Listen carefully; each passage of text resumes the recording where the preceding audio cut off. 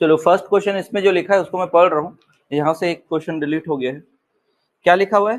Kohlberg के अनुसार एक बालक के नैतिक विकास के कौन से स्तर में वह मूल्यों का आंतरिककरण प्रदर्शित नहीं करता, मतलब उसके अंदर जो है नैतिकता का गुण नहीं होता। स्तर पूछ रहा है ना, मतलब लेवल। और बालक के नैतिक तर्क बाह्य दंड और पुरस्कार और दंड से नियंत्रित होते हैं। तो कौन से वाली अवस्था में होता है? पहली वाली अवस्था में होता है। कौन सी वाली अवस्था में? पहला। तो पहला माइंड में आना चाहिए, 1, 2 और 3, 3 पढ़े हैं, हर एक में क्या है? 2 अवस्था है, तो ये पहले वाले में आया था। ठीक है, तो क्या होगा उसका आंसर? पूर्व परंपरागत अवस्था। पूर्व परंपरागत अवस्था। सेकंड क्वेश्चन देखिएगा क्या लिखा है।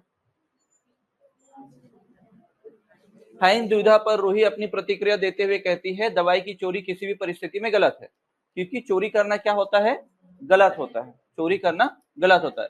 लॉरेंस कोहलबर्ग के नैतिक विकास के सिद्धांत के अनुसार रूही किस स्तर पर है? तो रूही इसको ये समझ में आ चुका है कि चोरी करना गलत है, वो कानून व्यवस्था को क्या कर चुकी है? समझ चुकी है। तो आपको बताना है कि वो कौन सी अवस्था में होगी।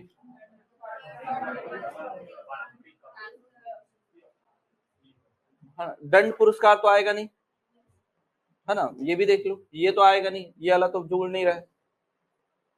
यहाँ सामाजिक अनुबंधन भी नहीं है। क्या आएगा? कानून व्यवस्था आएगा। क्या आएगा? कानून व्यवस्था। नेक्स्ट देखिएगा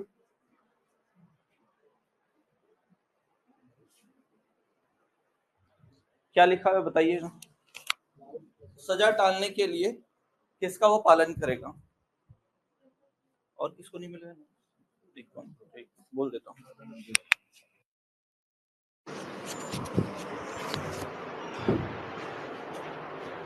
नेक्स्ट क्या है देखिएगा, क्या आएगा यहाँ पर? सजा, मतलब सजा टालने के लिए नियमों का पालन करना। सजा कब टालता है? ताकि उसको सजा ना मिले। तो वो कहाँ जाएगा? प्रथा पूर्व चरण। नेक्स्ट,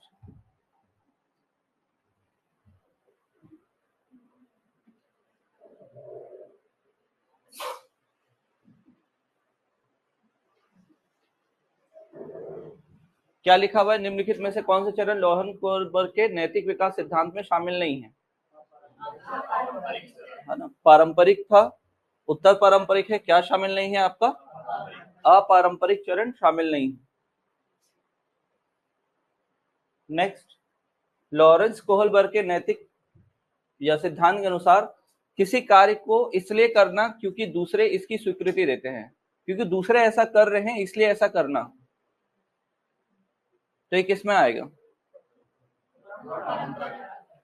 दूसरे ऐसा करने बोल रहे हैं, मतलब दूसरे क्या बोलते हैं कि ये अच्छा काम है, ये अच्छे बच्चे लोग करते हैं। तो ये किस में आना चाहिए? परंपरागत। मतलब यहाँ पर आप ये इसको सोच सकते हो कि क्या बोला जाता है? Good boy.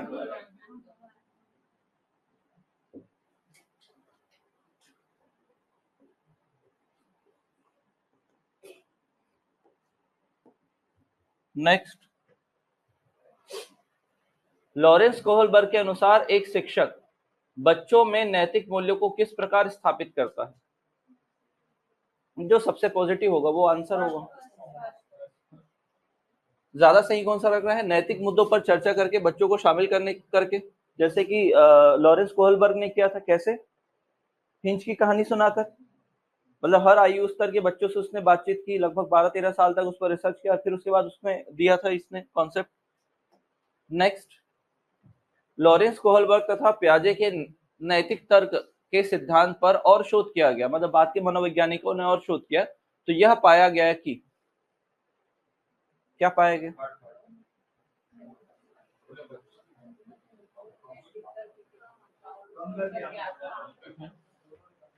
उन्होंने बच्चों की नैतिक तर्क क्षमताओं को कम करके आंका था। मतलब उनके अनुसार क्या थे, मतलब जो बात के मनोवैज्ञानिकों को बोलना है कि उन्होंने एज के अकॉर्डिंगली क्या किया? बहुत कम करके आंका है। नेक्स्ट, कोहलबर्ग के नैतिक विकास सिद्धांत के दूसरे स्तर मतलब परंपरागत नैतिकता, मतलब सेकंड वाले में आ गए हैं ना अपन। फर्स्ट में 2 थे, फिर 2 है, फिर 2 है। तो वो क्या पूछा है? तीसरी अवस्था। तीसरी अवस्था मतलब क्या था आपका? पहला दंड और पालन था, दंड पुरस्कार वाला था। फिर क्या था? जैसे को तैसा, फिर यहाँ पर गुड बॉय बैड बॉय, ये थर्ड था, फिर यहाँ कानून व्यवस्था था। तो यहाँ पर क्या आएगा आपका, अच्छा लड़का अच्छा अच्छी लड़की।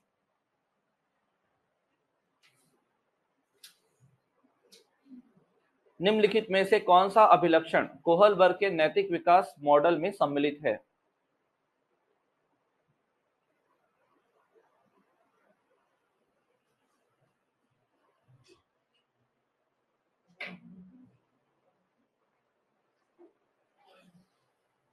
नैतिक विकास में ये पहला नाम ही है, याद रखना, पहला है सार्वभौमिक होता है। इसके विकास के चरण क्या होते हैं, सार्वभौमिक, मतलब सभी बच्चों में एक समान ऐसा ही बढ़ेंगे। तो वो पहले दंड के कारण करेगा, फिर जैसे को तैसा, फिर अच्छा लड़का बनने की कोशिश करेगा, फिर कानून को समझेगा। तो ये इसी में ध्यान रखेगा।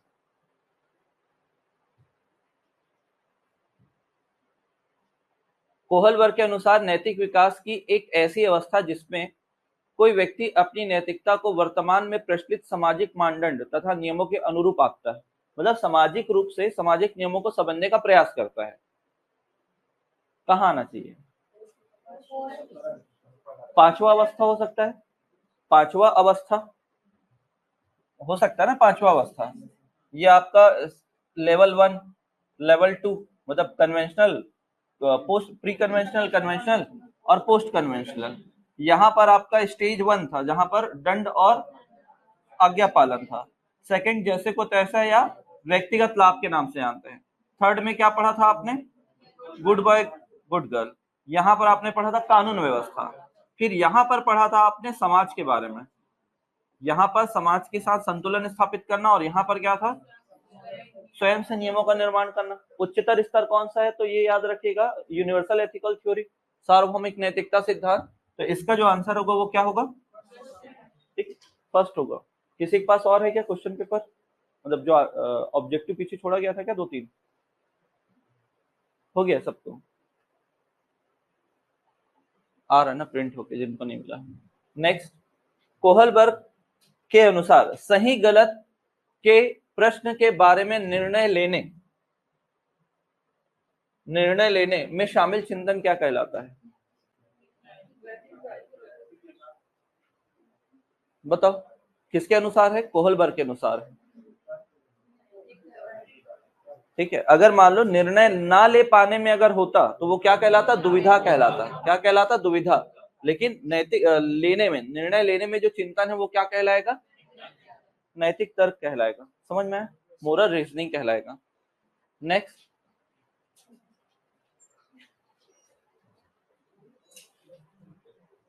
क्या है देखो, इनमें से कौन सी उप अवस्था लॉरेंस कोहलबर्ग के नैतिक विकास के पारंपरिक अवस्था के अंतर्गत आती है।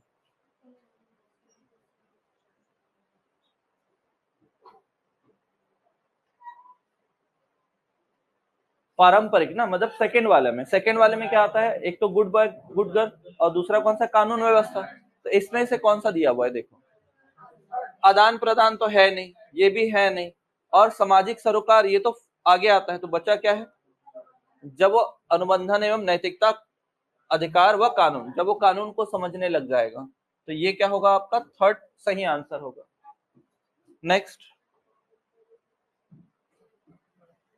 लॉरेंस कोहलबर्ग के अनुसार 7-8 वर्षीय बच्चों में नैतिक निर्णय लेने का अधिकार क्या होता है। एज के हिसाब से अगर आपने देखा था, फर्स्ट स्टेज कितना, 4 से 10, फिर उसके बाद 10 से 13 और 13 से आगे, ऐसे पढ़े थे ना। ठीक है, तो उसके अनुसार देखा जाए तो कौन सा सही आ रहा है, मतलब यही बस आ रहा है 10 से 4 में, 4 से 10 में। ये तो बहुत आगे निकल गया है, 13 से ऊपर वाले में है, ये भी 13 से ऊपर वाले में है। और ये क्या है, सामाजिक व्यवस्था बनाए रखने में, सामाजिक अनुबंधन, ये भी वही है। सामाजिक व्यवस्था मतलब ये आपका 10 से 13 वाले में है, याद होगा, कानून एवं सामाजिक व्यवस्था। नेक्स्ट, जैसे को तैसा किसको बोलेंगे,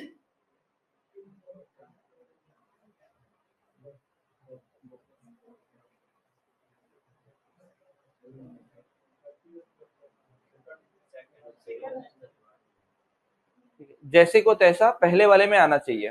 तो पहला तो नहीं है, ये तो नहीं है, आज्ञा पालन वाला, ये तो सबसे पहले आ जाता है। फिर सामाजिक अनुबंधन, वो तो बाद में आता है। कानून व्यवस्था, वो भी बाद में आता है।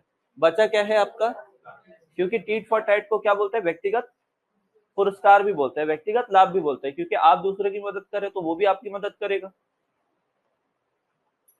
नेक्स्ट, कोहलबर्ग के अनुसार किस अवस्था में नैतिकता बाह्य कारकों पर निर्धारित होती है? ये तो पढ़ चुके हो आप लोग, पहले ही क्वेश्चन वापस रिपीट हुआ है लगभग। क्या है, पूर्व परंपरागत व्यवस्था, जहां पर नैतिकता नहीं होती, जीरो होती है। बच्चा नैतिक तर्क प्रस्तुत करता है, आप मेरे लिए ये करें तो मैं आपके लिए भी करूंगा। तो कौन सा है, कौन से अवस्था में है?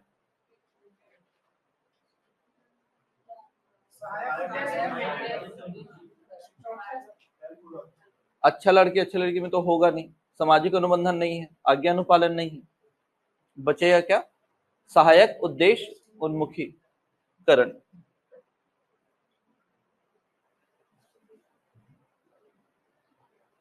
कोहलबर्ग के नैतिक तर्क के सोपानों के विषय में विषय वस्तु के किस सोपान के अंतर्गत आएगा? यदि आप ईमानदार हैं तो आपके माता पिता आप पर गर्व करेंगे, तो इसलिए आपको ईमानदार होना चाहिए। मतलब ये गुण किसके होते हैं, अच्छा, ठीक है, आप अच्छा काम करोगे तो माता पिता को गर्व होगा, तो किस में आना चाहिए, थर्ड। ठीक है, गुड बॉय गुड गर्ल। ये बताओ, भाषा कितने प्रकार का होता है, मौखिक, लिखित और सांकेतिक। मौखिक को क्या बोलते हैं, वाचिक भी बोलते हैं। सांकेतिक तो है अलेखीय या अभिलेखीय भी बोलते हैं। तो क्या आ जाएगा आपका, सब आ जाएगा। ये बताओ,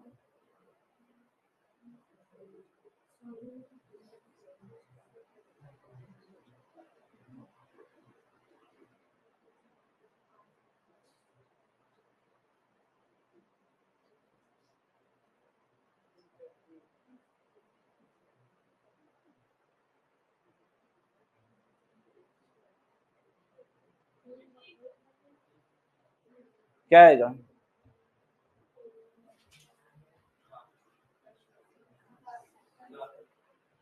फर्स्ट बस। देखो, कॉपी निकालो,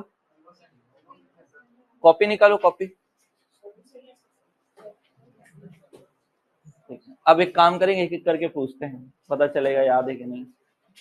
पहला क्या है, पहला स्वनिम, ध्वनि की सबसे छोटी इकाई, ध्वनि या भाषा की सबसे छोटी इकाई, सही है, जिसको क्या बोलते हैं, फोनेम्स कहते हैं। फिर रूपिम, शब्द का सबसे छोटा, है ना। रूपिम कैसे बनता है, अक्षरों के मेल से बनता है, जैसे ह और म करके लिखा था मैंने, हम मना था, तो वो क्या है, रूपिम। ये भी सत्य है। फिर जब बच्चों को स्वनिम का ज्ञान हो जाता है, जब वो अक्षरों को समझ जाता है, तभी क्या होता है, शब्दों को सीखना प्रारंभ कर देता है। तो ये भी सही है, तीनों सही है। डी, फोर्थ आएगा ना, कल ही तो पढ़े हैं, सभी आएगा। नेक्स्ट, कौन सा साधन है, बातचीत, खेल है, अनुकरण है, क्या होगा, सब। चलो, ये वाला क्वेश्चन है, एक बार ध्यान से देखिएगा।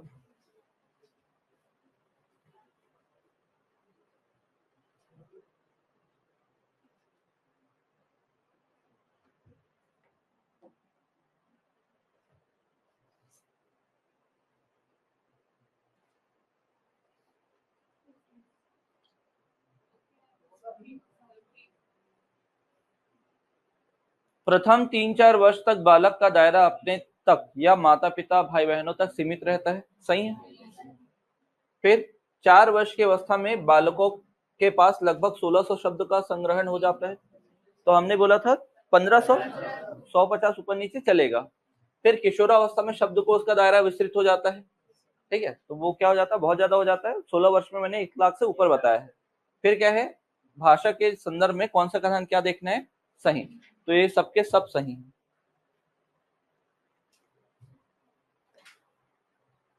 नेक्स्ट,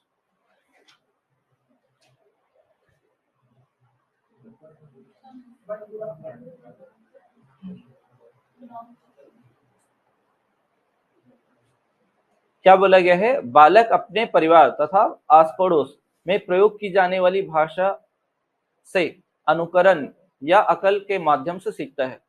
मतलब क्या होता है कि जो दूसरे बोल रहे हैं उसको नकल करेंगे, अनुकरण। तो मैंने पहले 5 सिद्धांत बताए हैं, परिपक्वता, फिर उसके बाद अंतःक्रियात्मक सिद्धांत, फिर बताया था अनुकरण, फिर बताया मैंने कौन सा? अनुबंधन। तो अनुबंधन होता तो कौन सा रहते? स्किनर रहते। अनुकरण है तो बंडूरा है। ठीक है, ध्यान रखना। हो सकता है गलती हो जाए, क्योंकि लाइव क्लास में भी वैसे ही लोग कर रहे हैं 3-3 करके। ठीक है, तो होता है, क्योंकि नाम चॉम्स्की का नाम हमने सबसे ज्यादा सुना है। ठीक है, तो अगर वो सार्वभौमिक या जन्मजात सिद्धांत होता कि जन्म से ही क्षमता होती, तब नाम चॉम्स्की आता।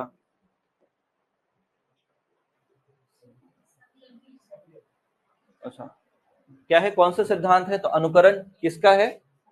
बंडूरा का। अनुबंधन किसका है? परिपक्वता किसका है? सभी का। सब मानते हैं ना, जैसे जैसे बच्चे बड़े होते हैं तो क्या होता है, परिपक्वता के कारण बोलना सीख जाते हैं। क्या आएगा? सभी आएगा।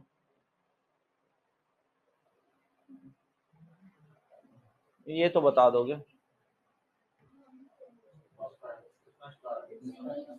हाँ, नहीं बताना है, वही बोल रहा हूँ, ध्यान से देखो क्वेश्चन।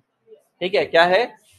नहीं है, तो भाषा दोष से संबंधित नहीं है। हकलाना है ना? ध्वनि प्रदूषण है, ध्वनि परिवर्तन है, तुतलाना है। तो आपका जो आंसर होगा वो क्या होगा? ए होगा।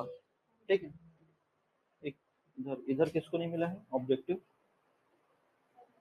इधर भी नहीं मिला है। इधर एक आध एक्स्ट्रा था मेरे ख्याल से, एक यहाँ चाहिए। नेक्स्ट।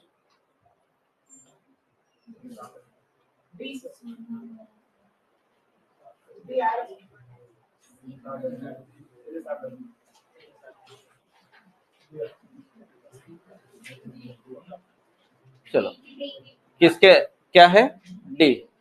आपने सुबोपल्ली पढ़ा है। ठीक, अगर ये प्रश्न ऐसे होता कि मारिया मॉन्टेसरी के अनुसार भाषा का सही क्रम क्या है? देखिए क्या कितने बार लिखा गया, क्रम, सही, सही क्रम। तो अगर मान लो मारिया मॉन्टेसरी के अनुसार अगर पूछा जाता तो क्या होता आपका आंसर? सही। तो मतलब पहले लिखना हो जाता ना, तो मॉन्टेसरी के अनुसार, मॉन्टेसरी के अनुसार कौन सा सही होता? सी सही होता।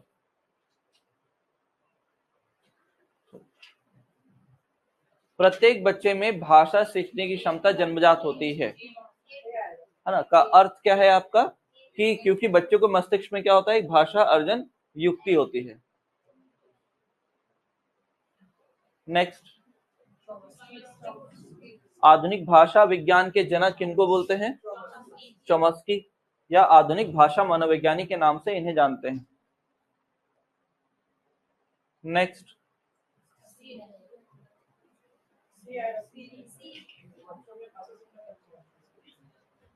ठीक है, बताओ एक बार।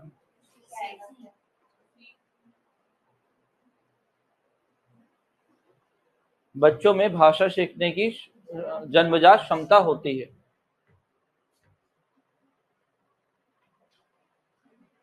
यहाँ पर भाषा सीखने की क्षमता क्या होती है? जन्मजात होती है।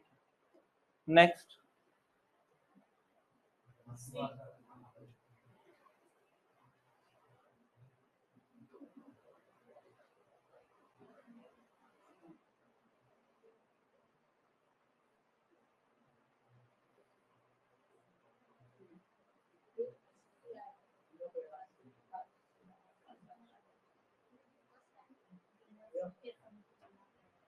भाषा अधिग्रहण को कौन सा कथन समर्थन देता है?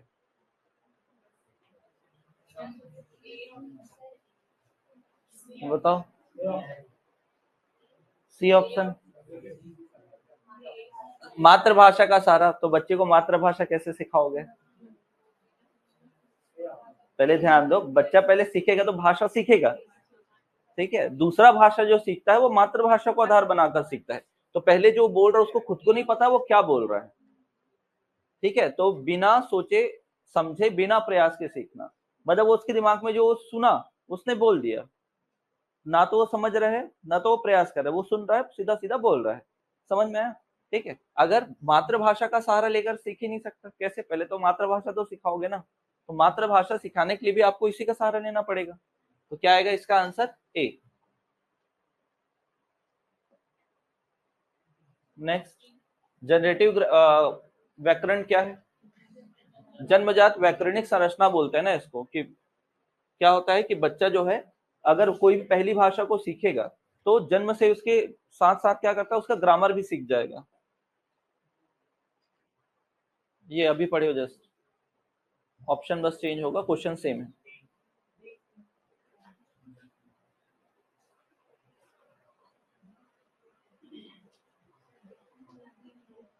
सेम पढ़े हो। बच्चों में भाषा सीखने की क्या होती है? जन्मजात क्षमता होती है।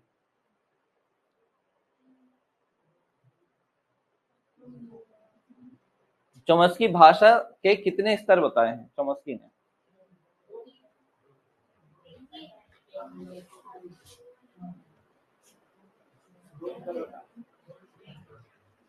कितने बताए हैं?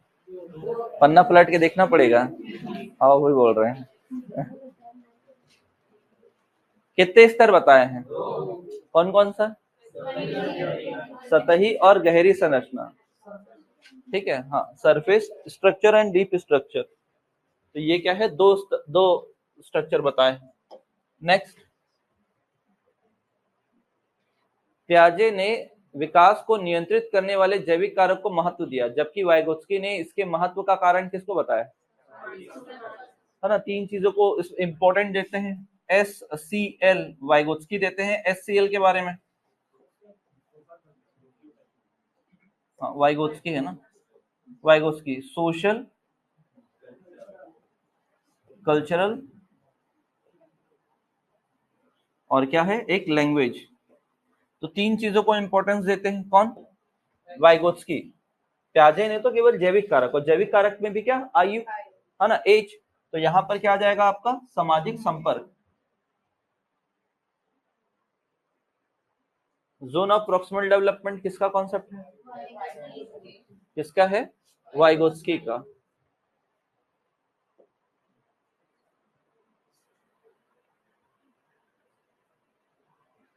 यही वाले क्वेश्चन को भी पूछा उसमें, क्या टेट में पूछा था ना इसको, सीजी टेट में। सेम एग्जैक्ट इसी क्वेश्चन को उठा के पूछा है। बच्चे अपनी समझ की परिकल्पना करते हैं, विश्व की परिकल्पना कल्पना करते हैं। तो ये यही लाइन तो है ना आपका, कि बच्चे अपने ज्ञान का निर्माण स्वयं करते हैं। वे क्या होते हैं आपके? नन्हे विज्ञानी होते हैं। ठीक है, तो क्या आएगा? प्याजे।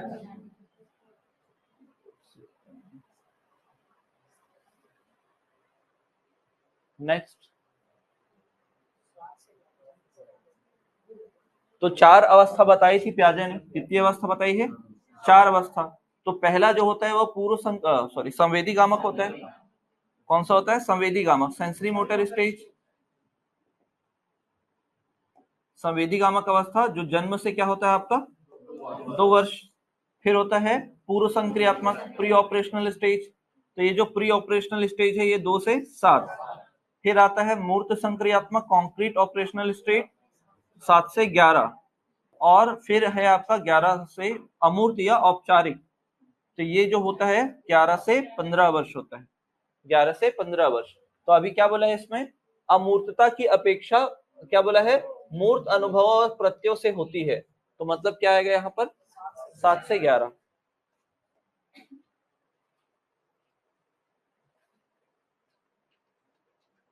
बताओ।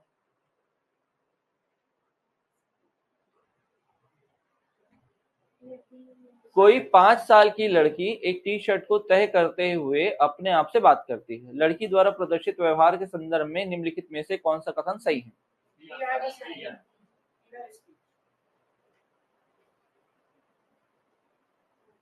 बताओ।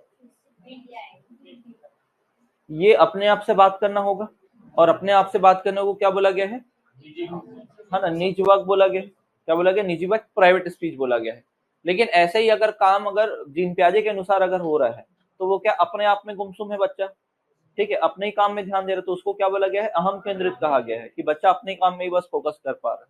तो यहाँ पर क्या होगा, जीन पियाजे ने इसे अहम केंद्रित भाषा कहा, और जबकि ले वाइगोत्स्की ने इसकी व्याख्या बच्चे के द्वारा निजी भाषा से अपनी क्रियाओं को नियमित करने के प्रयास के रूप में कहा। समझ में आया? ध्यान रखिए इंग्लिश। समझे, यही वाला क्वेश्चन आपके उसमें पूछा था हॉस्टल वार्डन में, है ना? क्या क्या बोल रहे हैं? हाँ, तो पियाजे के द्वारा क्या पूछा गया था, संज्ञानात्मक विकास के 4 चरणों का उल्लेख किसने किया है? तो किसने किया था? पियाजे ने। ये बताओ, जन्म से पहली अवस्था जो है, तो उस समय जो है सबसे बेहतर कैसे सीखता है? इंद्रियों के प्रयोग द्वारा। पहला अवस्था में तो यही होता है। नेक्स्ट,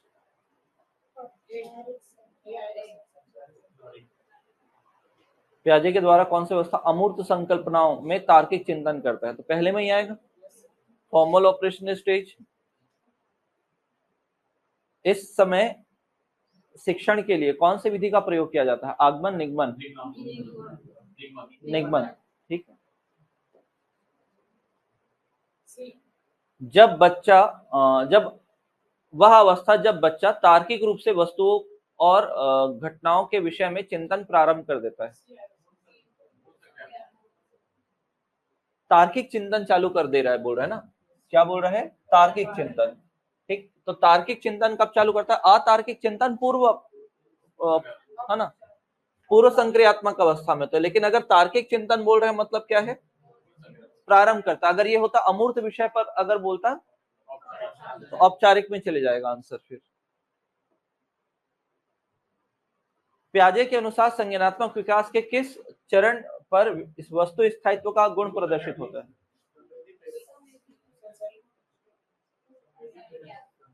एक ही है पहले वाले में, संवेद वो, एक तो इंद्रियों का प्रयोग करना और दूसरा जो इंपॉर्टेंट है वो है वस्तु स्थायित्व। बस ये दो, बाकी पूरा चीज कहाँ चले जाता है आपका?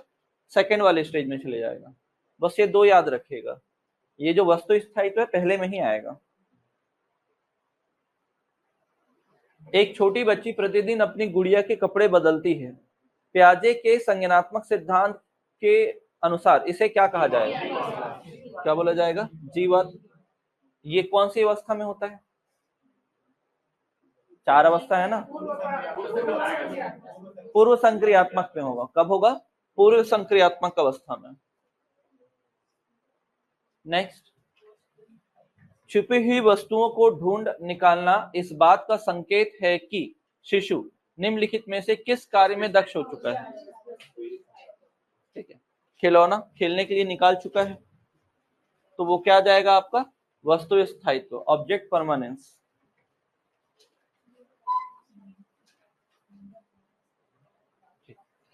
जीन पियाजे के अनुसार पूर्व संक्रियात्मक चरण में बच्चे निम्न में से क्या कर पाते हैं? प्रतिलोमिक मतलब रिफ्लेक्टिव थिंकिंग नहीं सोच पाते, रिवर्स कर देना नहीं आता इनको इस समय। अनुक्रमिक वर्गीकरण सिक्वेंशियल क्लासिफिकेशन नहीं आता।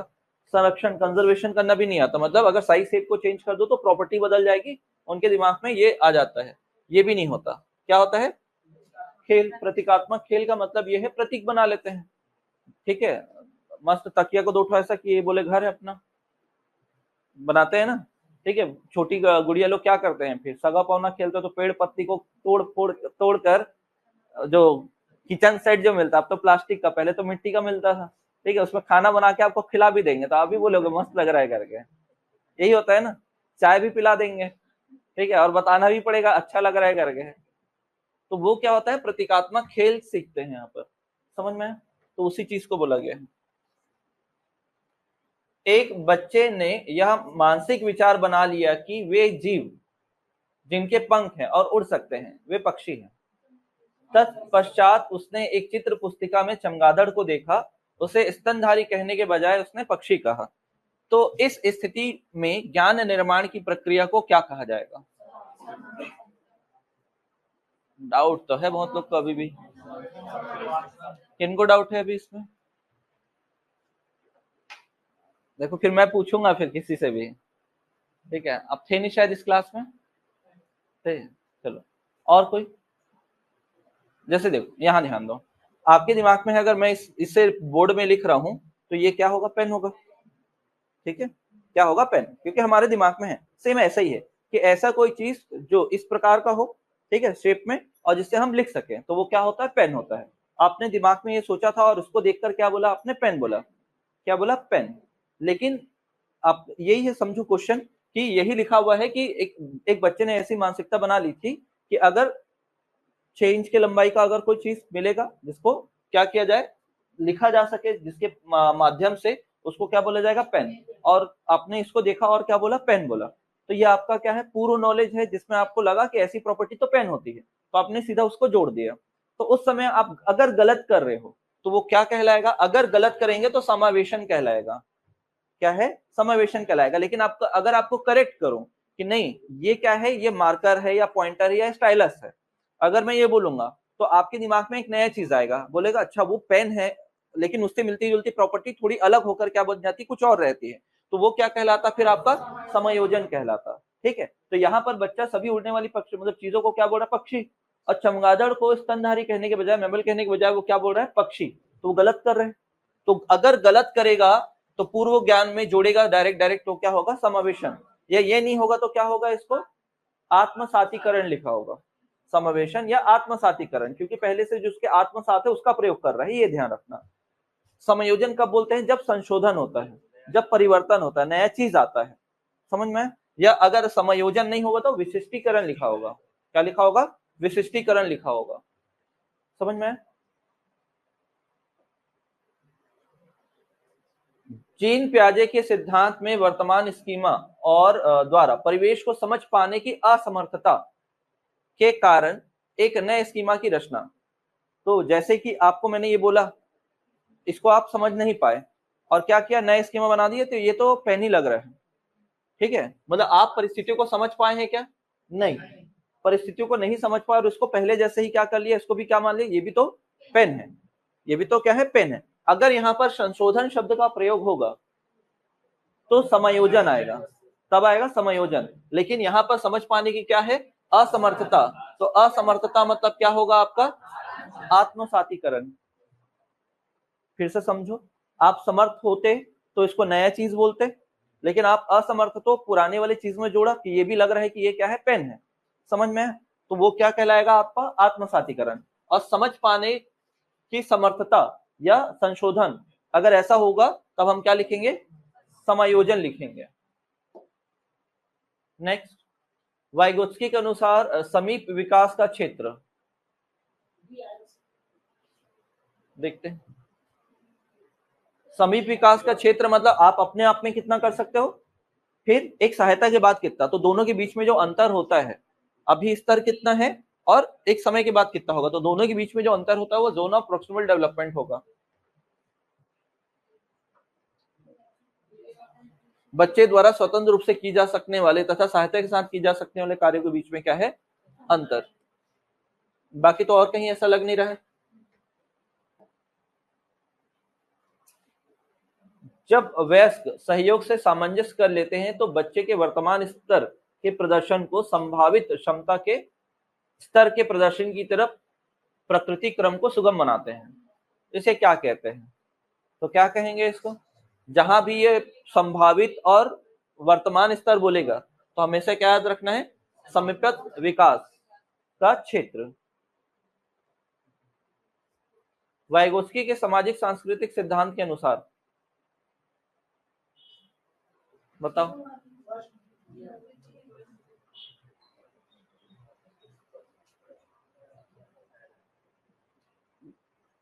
आयु वाला तो इन्होंने कुछ बोला नहीं है। निज वाक, स्वनिर्देशित वाक सहयोग का निम्न स्तर है, नहीं, अच्छा स्तर माना जाता है। सबसे पहला देखते हैं, संस्कृति और भाषा संज्ञानात्मक विकास में महत्वपूर्ण भूमिका निभाते हैं। साथ में समाज, समाज, संस्कृति और भाषा, इसको हम लोग क्या पढ़ते हैं, SCL। तो ये क्या हो जाता है, सोशल, कल्चरल और लैंग्वेज, दोनों बना लोगे। कौन सी महत्वपूर्ण भूमिका निभाता है? तो आपका इसमें सामाजिक। फिर देखते हैं वाइगोत्स्की के सिद्धांत में किस विकास के निम्नलिखित में से कौन से पहलू की उपेक्षा की जाएगी, किसको इग्नोर किया गया है? तो संस्कृति को तो सही बोला गया है, भाषा भी सही माना गया है, सामाजिक। किसको इग्नोर किया गया है? जैविक। जबकि जैविक कारक को कौन मानते हैं? प्याजे। ले वाइगोत्स्की के अनुसार संज्ञानात्मक विकास का मूल कारण क्या है? सोशल इंटरेक्शन, सामाजिक अन्योन्य क्रिया। कहां से है ले वाइगोत्स्की? प्याजे। और एक और पढ़े थे ना, ब्रूनर। ब्रूनर जो थे वो कहां से है? अमेरिका से है। वाइगोत्स्की अनुसार बच्चे स्वयं से क्यों बोलते हैं? हम केंद्रित होते हैं। बताओ, कोई तो अभी बोला है ना, सी, बच्चे अहम केंद्रित होते हैं, वो प्याजे है। अगर सेम लाइन क्या होता कि वाइगोत्स्की ना बोलकर वहां प्याजे के अनुसार बच्चे स्वयं से क्यों बोलते हैं, तो अगर ये होता प्याजे के अनुसार तो यहां पर क्या लिखना पड़ता? बच्चे अहम केंद्रित होते हैं। लेकिन अभी आपको क्या लिखना पड़ेगा? ठीक है, अगर ये प्याजे होता, प्याजे बोलता तो अपन यहां लिखते हैं, और यहां पर कौन है? वाइगोत्स्की। ठीक, तो क्या होगा इसमें? टी, क्योंकि अपने कार्यों को क्या करते हैं? दिशा देते हैं। पूर्व संक्रियात्मक अवस्था में कौन सी संज्ञानात्मक क्षमता होती है? पूर्व संक्रियात्मक दूसरे चरण में अमूर्तता की सोच होती है क्या? ठीक, तो पहला तो देखो, पहला देखते हैं अमूर्त सोच कहां से आ जाएगा? सेकंड में नहीं आएगा, वो तो सबसे लास्ट में आता है। ये भी देखते हैं निगमनात्मक सोच, वो भी लास्ट में आता है, ये भी नहीं होगा। दूसरों का नजरिया लेने की क्षमता, मतलब दूसरे का पर्सपेक्टिव थोड़ी नहीं समझ पाओगे आप। ठीक है, तो आपका क्या आएगा इसमें आंसर? लक्ष्य निर्देशित व्यवहार, अपने कार्यों को पूरा करने की कोशिश करते हैं आप। जीन प्याजे के अनुसार एक शिक्षक खालिस्तान और खालिस्तान होना बहुत जरूरी है।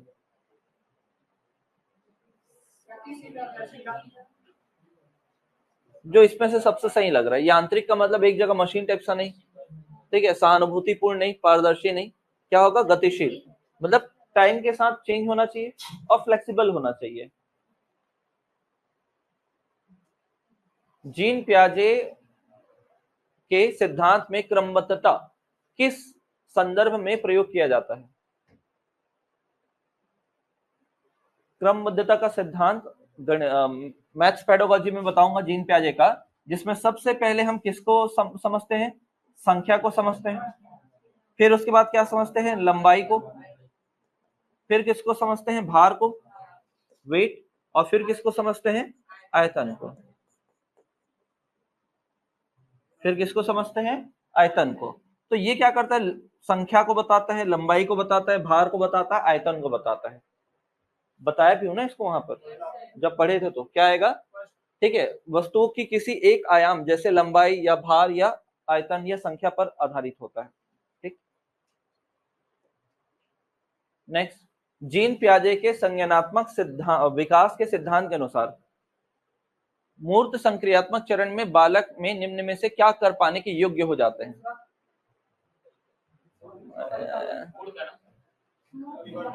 ठीक है, थोड़ा आराम से दो आंसर। ठीक है, हमारे एक सर बोलते थे, जब हम जल्दी आंसर देते थे तो बोलते थे, लाला वीरता ना दिखाओ, नहीं तो वीर गति को प्राप्त हो जाओगे। तो उनका कहना ये था कि एग्जाम में भी आप इतना हड़बड़ी अगर रहेगा तो वो क्वेश्चन जो है, जो एक क्वेश्चन जो आपको सिलेक्शन दिला सकता है, टाइम रहेगा अपने पास, आराम से देना आंसर। तो देखो, पहले तो ये है क्या है? निगमनात्मक। ये निगमनात्मक लास्ट में आता है। हमको पूछा क्या है आपका? मूर्त संक्रियात्मक। ये थर्ड वाला है। लास्ट वाले में आपने पढ़ा है ये तो होना नहीं चाहिए। अमूर्त चिंतन, ये भी नहीं होगा। ठीक है, प्रोपोजिशन ये इसमें है, लेकिन प्रोपोजिशन मतलब क्या है? आपका रीजनिंग, वो भी लास्ट में आता है जब आप माइंड कैलकुलेशन करते हो, अमूर्त चिंतन करते हो। तर्क संगति जब आप यूज करते हो, तो ये भी क्या है, लास्ट वाला। अब ये रिवर्सिबिलिटी आप कहाँ सीखते हो, मूर्त में। पूर्व संक्रियात्मक अवस्था में आपको रिवर्सिबिलिटी नहीं आती है, अपलटाववादी होते हो आप, ठीक है। पलटाववादी कब बनते हो आप, मूर्त संक्रियात्मक अवस्था में, तो ध्यान रखना। नेक्स्ट देखो, ये भी पढ़ चुके हो। बच्चों के बौद्धिक विकास की 4 अवस्थाएं। बौद्धिक विकास मतलब मेंटल डेवलपमेंट, उसको क्या बोलते हैं, संज्ञानात्मक विकास। किसका है ये, प्याजे का है।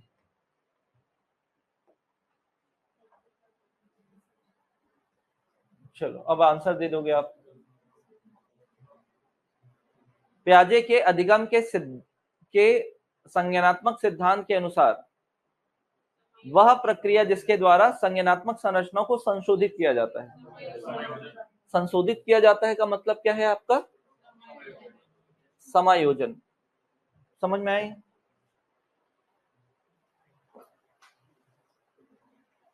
ये बताओ। वृत्ति का मतलब होता है प्रवृत्ति, मूल प्रवृत्ति भी बोल सकते हो।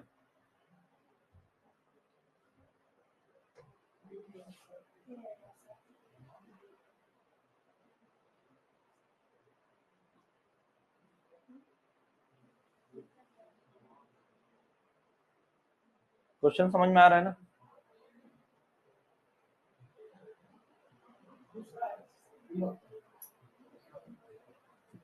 पहला, संवेग मूल प्रवृत्ति से जुड़े होते हैं। मैकडूगल ने बोला था मूल प्रवृत्ति का हृदय होता है संवेग, सही है।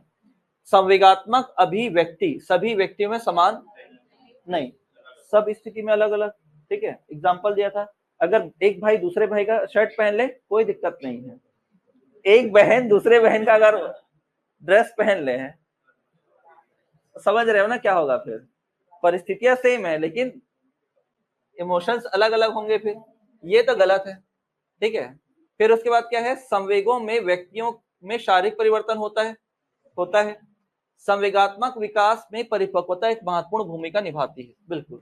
जो आप बचपन में हर चीज के लिए रूठ जाते थे, गुस्सा करते थे, घुलट जाते थे, वो बड़े होने पर थोड़ा बहुत क्या हो जाता है, कंट्रोल हो जाता है, ठीक है। तो परिपक्वता क्या करता है, महत्वपूर्ण भूमिका निभाता है। आप थोड़ी बोलेंगे मैं खाना नहीं खाऊंगा करके। थर्ड वाला, शारीरिक परिवर्तन होता है का मतलब क्या, अगर हम गुस्से में होते हैं तो बात करने का तरीका बदल जाएगा, चेहरे का एक्सप्रेशन बदल जाएगा, वो बोल रहा हूँ, ठीक है। और जब खुश होते हैं तो अंदर का भाव चेंज रहता है, तो वो चीज बोला जा रहा है। तो हमको क्या देखना है, सेकंड गलत है, तो सेकंड यहाँ गलत है, ये वाला होगा ना, ठीक है। फर्स्ट सही है, सेकंड गलत है, फिर ये समझ में आया कैसे रहेगा क्वेश्चन। इंग्लिश में भी लिखा हुआ है, देखिएगा। नेक्स्ट, मैकडूगल के अनुसार प्रत्येक मूल प्रवृत्ति का संबंध किससे होता है, संवेग से होता है। मैकडूगल के अनुसार मूल प्रवृत्ति जिज्ञासा का संबंध, आश्चर्य, निम्न में से क्या संवेग नहीं है। समझ में आया, क्वेश्चन बताया था ऐसा, एक तरफ संवेग को रख देगा, एक तरफ क्या रख देगा, किसी मूल प्रवृत्ति को रख देगा, तो ये संवेग है, ये क्या है, संवेग है, और ये क्या है आपका, मूल प्रवृत्ति है। संवेग व्यक्ति की उत्तेजित दशा है, ये वुडवर्थ का है, लिखे कि नहीं लिखे एक बार देखिएगा ना इसको। नेक्स्ट, बाल विकास को प्रभावित करने वाले कारकों में वंशानुगति कैसा कारक है।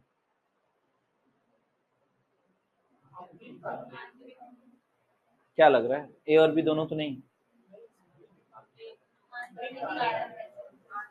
कैसा कारक होगा, ठीक, इंटरनल फैक्टर होगा। कैसे कि भाई वंशानुक्रम तो हमारे जीन्स में है, वो आएगा ही आएगा, तो यहाँ पर क्या होगा, आंतरिक कारक होगा। तो दूसरा क्वेश्चन से समझ में आ जाएगा। वातावरण वंशानुक्रम को प्रभावित करने वाला कैसा कारक है, तो वो क्या कारक है आपका, बाहरी कारक है। नेक्स्ट, विकास कभी ना समाप्त होने वाली प्रक्रिया है, ये कहाँ पढ़े थे आप, निरंतरता का सिद्धांत, हो गया ना। एक आध दो क्वेश्चन और होगा। निम्नलिखित में से कौन सा बालकों के अधिगम एवं विकास को सबसे अधिक योगदान देता है, अपनी भूमिका मत भूलना, है ना। अपनी भूमिका मतलब आप अध्यापक में आओगे ना, ठीक है। तो क्या है, परिवार, संवेक समूह और अध्यापक, ठीक है। आजकल ये सब मतलब इनको छोड़कर बाकी सब कुछ प्रभावित कर रहा है बच्चों को, ठीक है। परिवार की तो सुनते नहीं है, ठीक है। समवेक समूह मोबाइल में ही है सब, ठीक है। अध्यापक कभी इनसे मुलाकात करते ही नहीं आजकल के बच्चे। नेक्स्ट, जेंडर,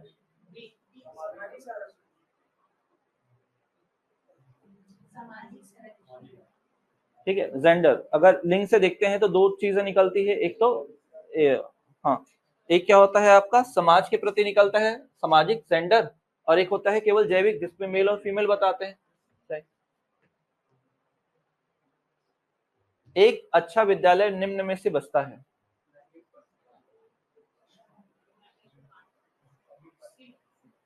किससे बसता है? देखो, सामाजिक जिम्मेदारी तो बताता है बच्चों को, समानता बताता है, सेंसिटिविटी बताता है, क्या नहीं करना चाहिए, तो जेंडर पक्षपात बाइस नहीं होना चाहिए। नेक्स्ट, प्राय लड़कियां गणित में सत्य धारणा है। अरे मैं बस पूछ रहा हूँ, सही मान रहे हो क्या? क्या? ठीक है, पूर्वाग्रह पर आधारित है। अभी के लिए बी रखना, लेकिन याद क्या रखना है? सी याद रखना, वही होता है करके। मेरे पे नहीं लगाना है। मैं स्कूल में नहीं पढ़ाऊंगा, मैं कॉलेज में पढ़ाऊंगा। नेक्स्ट, 5 साल की वैशाली ने अपने माँ से कहा, माँ मुझे अमित की तरह फुटबॉल चाहिए। वैशाली को जवाब देते हुए उसकी माँ ने कहा, फुटबॉल से तो केवल लड़के खेलते हैं, मैं तुम्हारे लिए एक छोटी सी प्यारी सी डॉल लाऊंगी या गुड़िया लाऊंगी। तो ये क्या बता रहे हैं? मतलब ये बता रहे हैं कि लड़के फुटबॉल से तो लड़के खेलते हैं, लड़कियां थोड़ी ना खेलती हैं। तो ये क्या है? रूढ़िवादिता है कि जो पहले से नियम चले आ रहे हैं उसी नियम को स्वीकारना और उस नियम पर क्या बढ़ना, आगे बढ़ना। समझ में आया? ठीक है। तो कल हम लोग नेक्स्ट चैप्टर मतलब नेक्स्ट टॉपिक पढ़ेंगे, कौन सा? विकास को प्रभावित करने वाले कारक। तो दो प्रकार के कारक हम लोग पढ़ेंगे, कौन सा? है ना, वंशानुक्रम और कौन सा? वातावरण। आज कल कौन सा वार है? शुक्रवार। ठीक है, मे भी परसों तक हो जाना चाहिए वो चैप्टर, ठीक है। फिर अगले महीने का कोई एक दिन लेंगे, अगले महीने का बोल रहा हूँ, अगले हफ्ते का, और 100 क्वेश्चन का एक टेस्ट दे देंगे, ठीक है। 100 क्वेश्चन के टेस्ट 2 घंटे का रहेगा। आ जाना टाइम में, बाद में वो प्रैक्टिस सेट नहीं मिलेगा ना, ठीक है। जो आएगा ऑफलाइन में, ऑफलाइन ही देना है, और उस दिन जो अब्सेंट रहेगा उस दिन का पेपर नहीं मिलेगा, ठीक है। वो बाहर से जब, और वो केवल ऐप में होगा, तो ऐप से तो डाउनलोड होगा नहीं, क्योंकि ऐप में भी टेस्ट सेक्शन में जाएगा, ठीक है। तो वहां से डाउनलोड होगा नहीं, और कोई एक दूसरे को देगा नहीं, ठीक है, यारी दोस्ती में। जिनको टेस्ट देना होगा वो खुद आएंगे, ठीक है। वहां भी बोल दूंगा किसी को कुछ नहीं देना है, जो क्लास में रहेगा उनको ही मिलेगा वो टेस्ट पेपर। 100 क्वेश्चन रहेगा, 2 घंटे का टेस्ट होगा वो, ठीक है। तो जितना अभी तक पढ़े हैं और कल वाले जो चैप्टर पढ़ेंगे, कल से जो स्टार्ट होगा, एक विकास को प्रभावित करने वाले कारक,